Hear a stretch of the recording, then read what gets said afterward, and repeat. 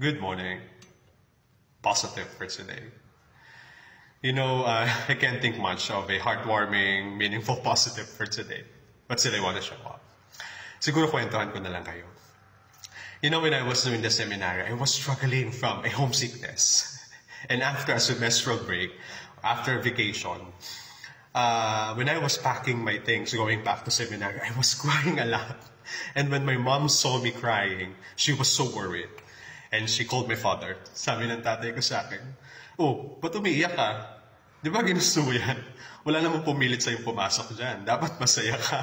Ang bigla ako napaisip, nga no, ako naman may gusto dito. Wala namang pumilit sa akin pumasok dito. Ako yung nagdesisyon, kaya paninindigan ko to. Tapos yun, nag-impake na ako pabalik ng seminary. Most of our struggles are product of decisions we made.